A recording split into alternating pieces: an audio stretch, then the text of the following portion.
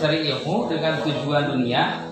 Apa tujuan dunia? Hartawan, harta, tahta, wanita. Diberikan dunianya, boleh jadi diberikan, tetapi tidak diberi kekuatan untuk mengamalkan. Efeknya dia tidak mampu mengamalkan ilmunya. Maka laki tersebut nanti kelak di akhirat akan dilempar ke api neraka sehingga ususnya keluar. Oleh karena usus keluar, dia memutar seperti keledai. Jadi dulu mah penggilingan padi itu diputarnya pakai keledai. Sekarang pakai heller, ya desal. Di lumut mah desalnya, di kota heller, menggulung padi. Nah, kalau dulu mah digerakannya oleh keledai, muter terus. Muterkeun awi kayu, ketina kayu eta aya semacam gear kalau dina motor mah. Jadi ngagiling kalau muterkeun gilingan padi. Nah, lelaki tersebut dengan keadaan ususnya keluar, dia memutar-mutar. Mutar-mutar dan kemudian usus tersebut digiling seperti padi yang digiling dalam keadaan dihinakan. Kenapa disebut dihinakan? Karena ditonton oleh banyak orang, para penghuni neraka. Jadi jangan terlalu ekstrim di neraka, bukan berarti sus-susan dibakar. Teka hati ada gitu. Jadi yang rasional lah di neraka itu seperti begini. Kita hidup di rumah di suatu kampung, istri tidak ada, makanan pada busuk-busuk, sembako pada busuk semua, beas, obat tuan, buta. Keluar mau mengambil buah-buahan, gak ada yang manis, pahit semua buah-buahan. Untuk memanjatnya juga pohonnya berduri. Bayang, pohonnya tinggi berduri.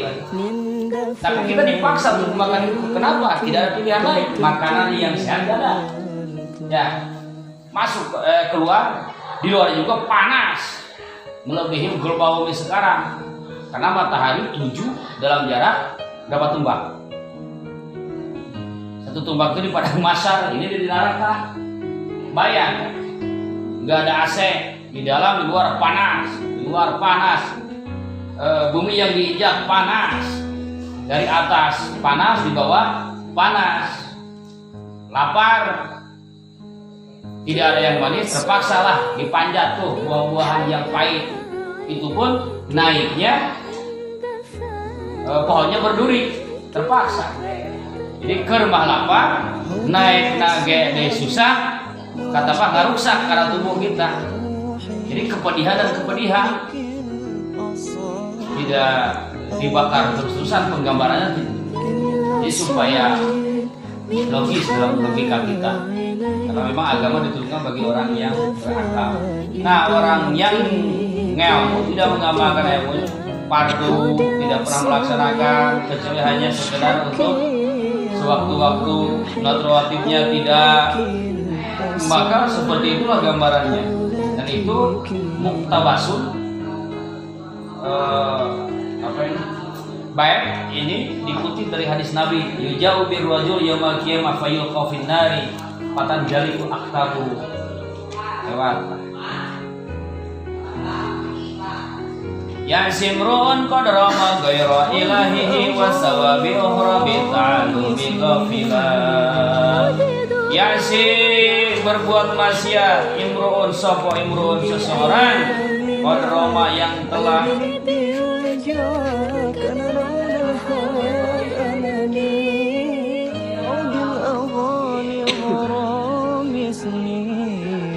yang bermaksud ya si maksiat imruun hiji jama qadrama anu ngamaksud ieu jalma ghairu ilahi ka salian ti Tuhanna ieu imruun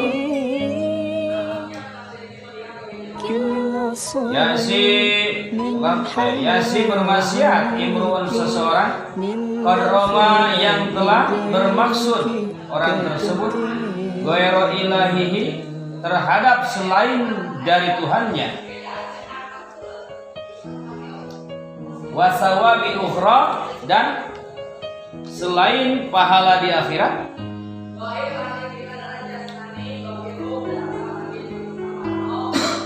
bitta'allumi, dalam belajarnya, ghafilan, hale ghaflah. Ghafilan, naon bahasa sana? Dalam keadaan lalai. Hal.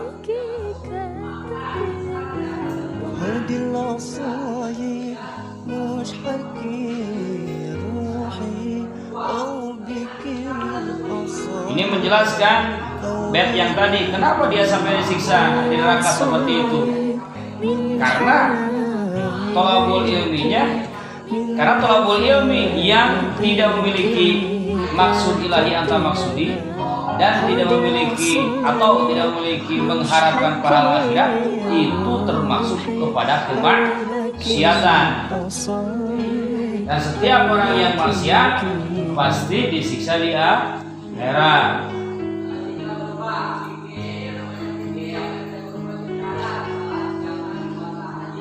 Hirmun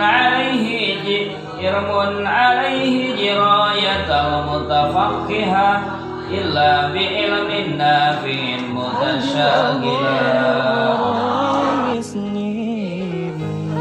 Oleh karena hukum mencari ilmu yang ditujukan untuk dunia itu diharapkan, tidak bolehkan, bahkan dianggap maksiat karena tidak memiliki tujuan Allah dan akhirat, maka menggaji, memberikan upah terhadap orang tersebut menjadi haram. Ila bi ilmin nafi'in mutasyaghilah, kecuali dia itu sibuk dengan mencari ilmu, tidak memikirkan masalah upah, tidak memiliki tujuan lain. Dia sibuk ngilmu, sibuk berpikir, sibuk membongkar Quran hadis, sibuk menggali ilmu-ilmu Allah, tidak memikirkan masalah dunianya. Nah, nu kitu mah pantes digaji nate. Jadi lamun hayang gede gajinya mending kena gitu kan. Ilmu menang, duit menang. Nah, sekarang kan kebalik situasinya. Ya, dicari imam masjid untuk Ramadan di Belanda, gaji 8 juta, syarat hafal Quran minimal 10 juz. Tapi sekarang makanya efeknya tidak memiliki manfaat ke jamaah gitu. Dan udah datang lagi ke selain. Nama urusan agama tidak boleh diangkat seperti itu. Tidak boleh dibuka lowongan kerja. Sudah saja kalau memang mau mencari, mau mentakmirkan masjid, mau meramaikan masjid dan tujuannya sampai ke pembentukan akhlak, cari saja langsung, tidak boleh dapat begitu. Cari saja langsung orang-orang terjun, orang manajemen masjid itu keluar, mencari orang yang mampu. Anda ikhlas menjadi imam di masjid kami, maka kami pun memiliki kewajiban untuk memperhatikan kehidupan Anda. Itu ayat. Yang ulah kabita tah main kar itu teh. Maharaja kan ngarapakeun Qur'annya. Loba. Banyak yang menghafalkan Quran, tujuannya macam-macam. Wah, sekarang menghafal Quran, mantap. Nanti kita masuk ke lomba di TV. Jadi anak kita jadi selebriti. Lagi nanti sebagai modal, sampai ratusan juta. Nah, orang tuanya bisa berpikir begitu. Akhirnya anaknya hafalannya tidak manfaat. Akhirnya Allah dihinakan diri. Jadi kudu kumaha ngelmu mah ngelmu, ngaji mah ngaji, ulah sedih campur adukeun jeung urusan dunia. Tapi kan Pak perlu ahli sekedar untuk keperluan kan tidak sebenarnya mah kenyataannya kita tidak berpikir uang, tetapi melakukan apa yang menjadi kewajiban, itu diburu hantu Allah. Perhatikan para santri, katakanlah santri yang sudah senior, dia melaksanakan perintah guruna, perhatikan ke guruna, kemudian kepake ke masyarakat. Nah, oh Pak Yuda tolong sembelihin akikah. Kalau saya mau akikah nih, kurban, sembelih kambing, mangga, kunci, beres masjid, lumayan ini kepalanya, ini amplopnya, kan menang tuh. Ya, tapi eta amplop jeung daging tetap ditunjukkan. Baru kamu ditunjukkan mah menang amplop jeung daging mah hungkul. Di hadapan Allah tuh menang. Nah, jadi guru rumah sudah melaksanakan tugas. Fakuli malu rak bekerja fasayarallahu amalakum wa rasulul mu'minun. Allah, Rasul dan orang beriman akan memperhatikan pekerjaan kamu. Mahajirina anu kitu menang amplop wajahna enggak beungeutna teu maramai teu jemedut dionang deui tah kudu jelema nu pedit teh isubra teh pamucitkeun deui dua kitu keneh wajahna teh benci isubra ngonang deui teu diburuhan keneh wae tetep we ikhlas sing yakin. Orang begawe ya, contoh dulu misalkan dia, tuh diberi amplop sampai rang-rang aja, dagingnya tuh diberi sakit-sakit aja, diganti apa? Jadi lamun ngagantung dari kamar rusak lah, geus diberi kuno ieu teh geus semua meunang. Lamun kawak lah teu diberi dia, tiba-tiba balik ka imah, dah bantu-bantukan. Ieu mere amplop naon asuh di we. Tuh, ganti ti Allah teh pagawean eta. Makanya kita bekerja sekarang hari ini atau orang tua kita bekerja kasih kekuatan akidah. Neng, yang mata jika naik warung teh, naon mah? Kenapa mah? Berhenti buka warung. Sepi. Kita teguhkan mah yang keperluan kita itu buka warung itu untuk apa? Supaya ada rezeki. Yang mama perlukan warungnya atau rezekinya? Rezekinya. Warung itu hanya sebab. Allah mengirim rezeki bukan dari warung, dari mana saja. Jadi gimana? Payu terpayu buka we kayak barang mah. Ngojek, namanya teh ngojek. Ya, ramai ini teh. Yang penting keluar, yang penting melangkah. Laku buka selama ada warung. Dan upaya atau strategi perdagangan tetap kita kembangkan. Yang penting hati jangan menyandarkan diri ke warung. Eta silakan. Dan memang picik kan menyandarkan hunkul ke warung. Siapa tahu karena adanya warung kita bertemu dengan orang-orang yang memiliki peluang usaha yang lebih jauh. Jadi jangan sekali-kali kita menggantungkan pekerjaan, menggantungkan harapan pada pekerjaan. Ingat pesan Ibnu Athaillah dalam kitab Hikam, hikmah pertama di awal apa? Min alamati intimadi alal amal nuqsanur roja inda wujudi zulaf atau zalal. Salah satu tanda salah satu tanda orang yang menggantungkan diri pada pekerjaan nuqsanur roja, harapannya terputus ketika gagal di pekerjaan tersebut. Tuh payu warung tenggeus we. Gitu. Itu tanda orang yang menggantungkan diri pada warung atau usaha online.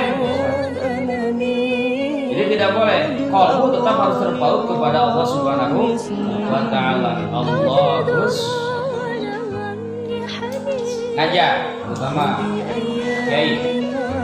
Ingat, Ustaz. Dia tahu muridnya itu memiliki tujuan bukan keridhaan Allah dan akhirat. Muridnya belajar itu hanya untuk mengejar dunia. Tetapi kemudian dia tetap mengajar. Maka si gurunya juga termasuk kepada kelompok yang maksiat. Tidak tahu bahwa muridnya punya niat seperti itu.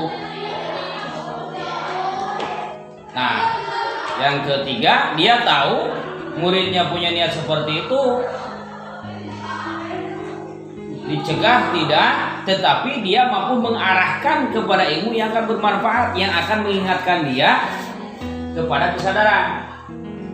Kalau sama sahabat, tujuannya yang datang ke saudara kan macam-macam ya. Tujuannya karena dunia dan lain sebagainya. Oleh Pak Garsa kan tidak dicegah atau tidak dimarahi, tidak ditegur, tetapi diarahkan kepada ilmu yang bermanfaat. Zikir. Kenapa? Karena yakin dengan zikir tujuan itu akan terhapuskan dengan sendirinya. Yang penting zikir nasing benar. Jadi ini sebuah metode. Seorang guru kalau tahu muridnya seperti itu, awas hati-hati. Nah setelah itu musonif menjelaskan ada beberapa tanda supaya mu'alim tahu beberapa tanda murid-murid yang lebih memperhatikan urusan dunia daripada urusan akhirat dan Allah. Pertama, perhatikan muta'alim tersebut. Jika ia cenderung kepada syahwat, senantiasa mengikuti hawa nafsunya dalam belajarnya, maka itu tanda dia memiliki tujuan lain dalam talabul ilmi.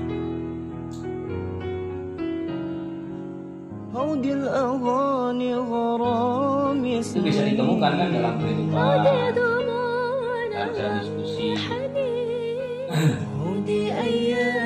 Syahwat apa saja, yang penting syahwat.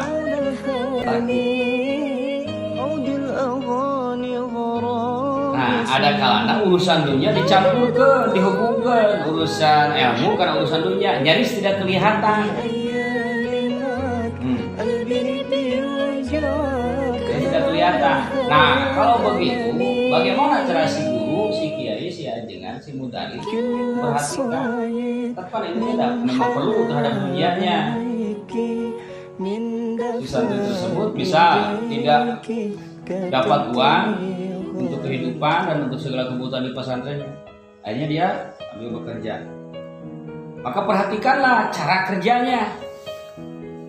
Kalau cara kerjanya serabutan, bukan serabutan, ya, tidak memperhatikan hukum, ya, metodenya, caranya, yang penting dapat uang, tidak memperhatikan hukum halal, haram, tidak memperhatikan makruh, sunnah, maka murid tersebut sudah terbaut ku hawa nafsu, kagendam ku panggoda setan. Artinya perhatikan. Kalau ternyata salah, luruskan. Kalau sudah diluruskan masih begitu-begitu juga, maka itu sudah jelas murid tersebut memiliki tujuan pada dunianya lebih kuat. Abaikan murid-murid tersebut. Atau al-qad ta'ata ilma fardhi kifayati min qawli fardil ain ilman wa batala. Dia diuji oleh keadaan, mendahulukan ilmu yang hukumnya fardu kifayah daripada fardu ain. Apa ilmu yang fardu kifayah?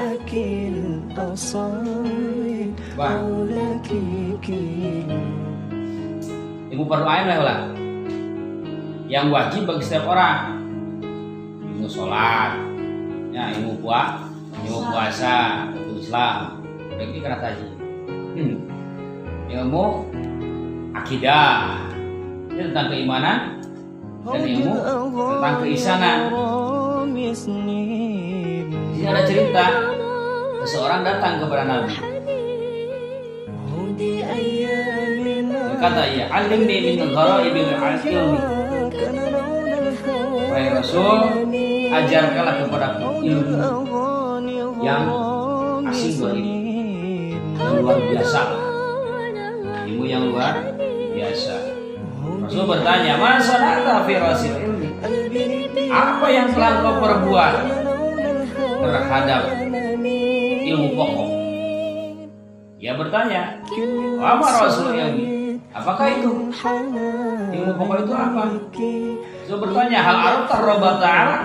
Apakah kau tahu Allah Ta'ala? Nah, dia menjawab, artinya ilmu untuk mengenal Allah itu ilmu naon?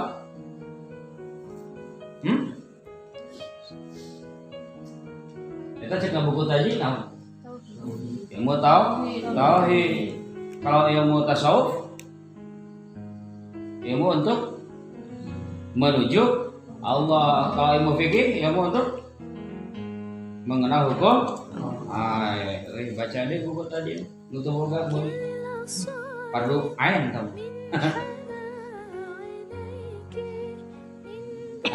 Kata Rasul, dia menjawab, oh tahu Allah. Lalu apa yang telah engkau lakukan dalam hak Allah itu, dalam hak ilmu tauhid itu? Mereka menjawab, masya Allah.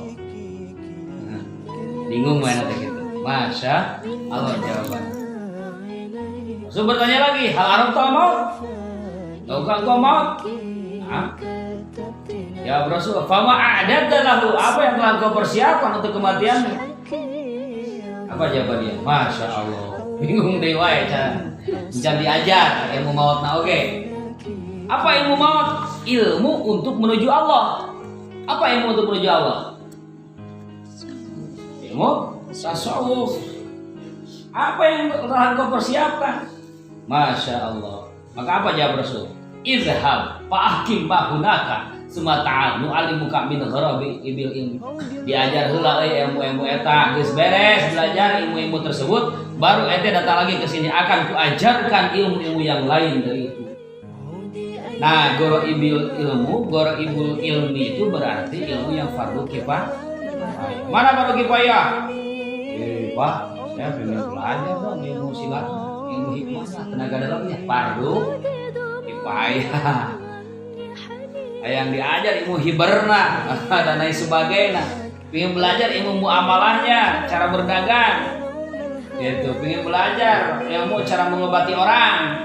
Pengen belajar ilmu cara menjadi seorang konsultan. Itu fardu kifayah. Artinya sudah cukup sama yang lain. Kalau sudah ada sudah. Kalau belum ada berarti kita harus menguatkan dulu di fardu ainnya. Nah, si murid pasti diuji dengan hal-hal tersebut.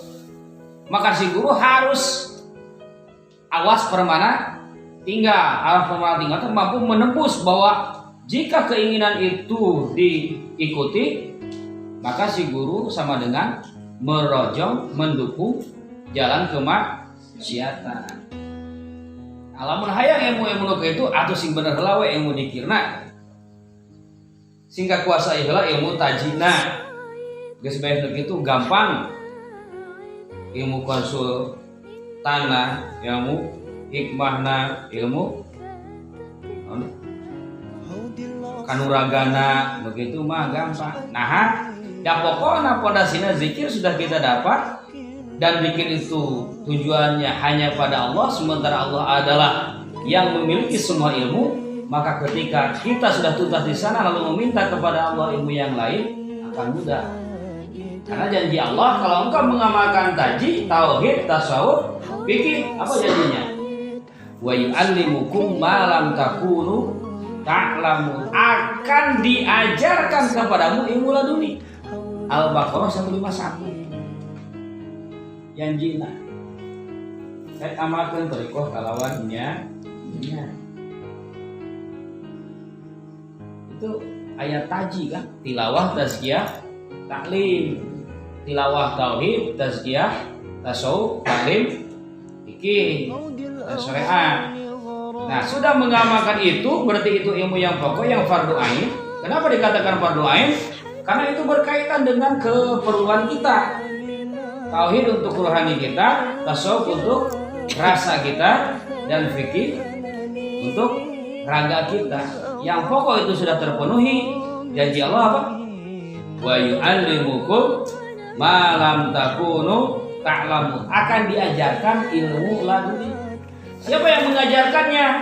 Fa'il di dalam kalimat yu'allimukum tersebut adalah Rasul. Berarti yang akan mengajarkannya adalah Rasulullah SAW. Wah, keren Pak. Bener Pak, itu langsung bener. Asal kamu sukses dulu belajar dari guru zahirnya, kemudian dari guru batinnya. Selesai kamu dari guru zahir naik ke guru batin, sama guru batin nanti tuntas. masuk nih ke makom-makom tertentu, Rasul nanti langsung mengajarkan. Setelah tuntas dari Rasul, Allah langsung yang mengajarkan. Ada hikayat Syekh Junaid dan Syekh Sri Sakoti. Siapa gurunya? Syekh Junaid kalau salah. Syekh Sri Sakoti itu awak, berarti Syekh Sri Sakoti kasih Junaid itu paman. Syekh Sri Sakoti itu sudah dianggap mampu untuk mengajar, untuk bicara di hadapan umat.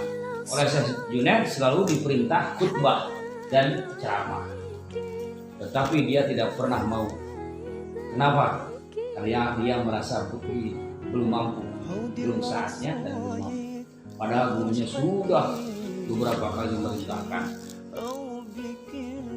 Akhirnya suatu malam dia, saya lupa lagi, entah bermimpi, entah memang di alam musyahadah, jelas bertemu dengan Rasul.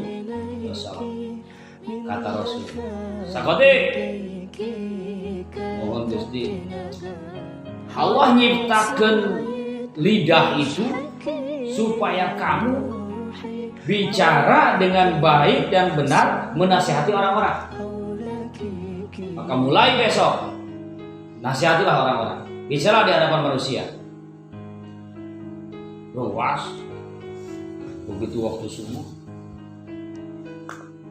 aing berarti geus kudu ngalaksanakeun perintah guru Rasul. Tapi dia punya rasa bangga. Dulu yang berbicara bertemu Nabi itu guru, tidak ada muridnya yang dipertemukan dengan Rasulullah. Malam ini aku bertemu dengan Rasulullah. Maka dia berencana pada subuh dia akan lari ke rumah gurunya dan akan menceritakan dengan bangga bahwa aku pun telah bertemu dengan Rasul. Seakan-akan sudah menjadi semakom dengan gurunya. Saya sholat, dia mengumpulkannya, datang itu sang guru. Surat. Pasti baca. Sakoti, engkau dulu diperintah olehku untuk berbicara di hadapan manusia, tetapi tidak satupun engkau laksanakan. Hari ini Rasul yang memerintahkan kamu langsung, maka laksanakan. Ruas. Usia beja ya geus nyaho sia. Itu. Berangkat. Geus banget ini geus samakomnya jeung guru urang teh. Ketemu ka saya ini. Mang, ka keduaan orang Sunda lah. Kopi paman. Allah, seri-seri saja nanti. Hai mang ti mana apal abi teu paling Rasul? Kapan Allah enggak bejaan ka mang cenah gitu. Bagoy, guru lebih jauh dewa. Urang kayak geus bangga teh nama. Geus dibimbing ku Rasul, berarti urang geus lepas bimbingan ti guru. Geus salepal. Ternyata guru naik lebih jauh langsung ke Allah Subhanahu wa taala. Ini levelisasi bimbingan rohani. Tasawuf kan juga seperti itu. Ditanya guruna siapa? Dalam tasawuf siapa? Habib Basik. Guru tasawufnya hanya 2 orang. 1 orang bahkan lebih kuat. Guru hadisnya 17 orang. Guru Qur'annya 3 orang. 2 orang guru fikihnya 3 orang. Guru hadisnya 17 orang. Kata siapa saya lupa dia. Hafal hadis. Dan muhadis itu di antara 4 orang di antara gurunya.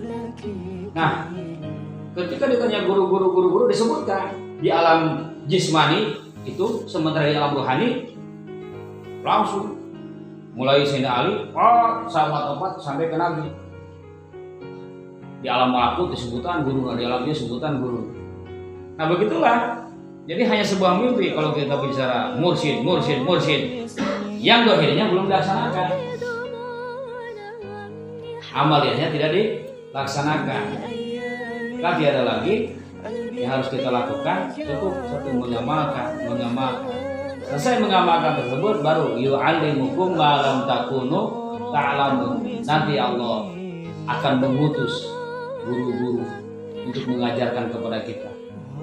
Selesai guru tingkat ini, wah sudah habis, beak urang mah geus ieu sok naik ya itu kayak dia naik ke senali. Aya nu Nabi Hidi, aya nu Nabi Ibrahim. Nah semua puncakna ka Rasulullah sallallahu alaihi wasallam.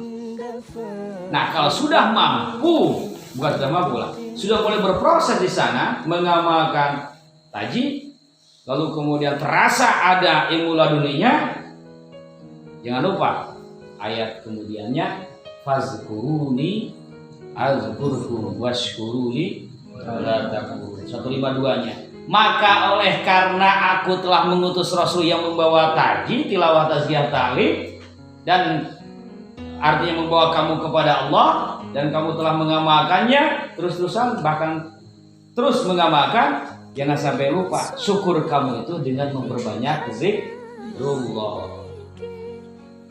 Berarti pelaksanaannya ngamakeun zikir bareng, ngamakeun zikir, ngamakeun zikir. Nah, itulah diantara kenapa kemarin Bapak nyarita percaya diri untuk di Sriwijaya bisa ngaji 12 pan 40 hari. Karena sudah ada modalnya nih. Kabeh ilmu eta aya. Terus guruna aya. Sisiana jelas, istikhlafna oge aya. Pokok panduan amaliyahnya ada. Saya mah hanya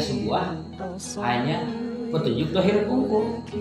Pada akhirnya anu dibimbing nu ngarahkeun lain urang, tapi guru rohani itu. Berarti dua amaliyah urang, amaliyah zikir dan amaliyah ilmu. Ngaji jeung zikir, zikir jeung ngaji, alias zikir jeung zikir. Nah, jangan salah itu. Ya, qad ta'ato. Apa tadi ta'ato?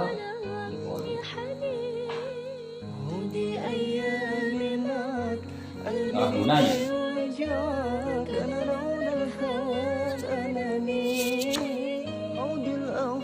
Nah, lalu kemudian kata musannif falaqad tabayyana min qara'ini halihi. Nah, udah jelas tanda-tanda murid yang menyimpang dari tujuan Allah dan akhirat.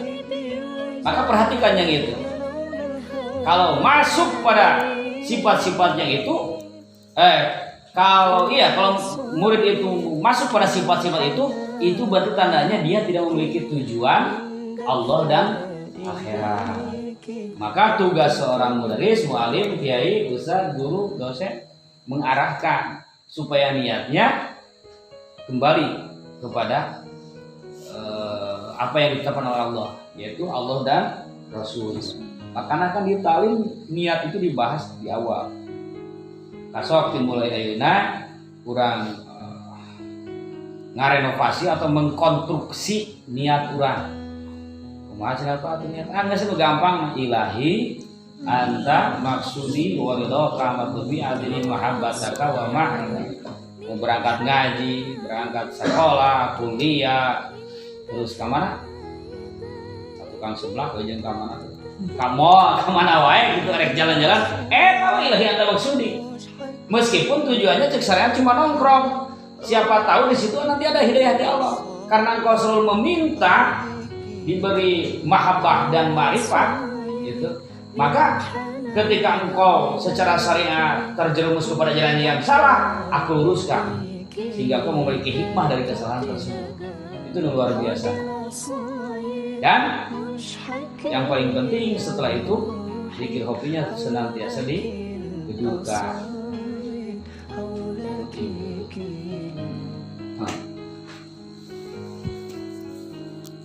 Wah, musiknya satu as. Wallahu a'lam bishawab.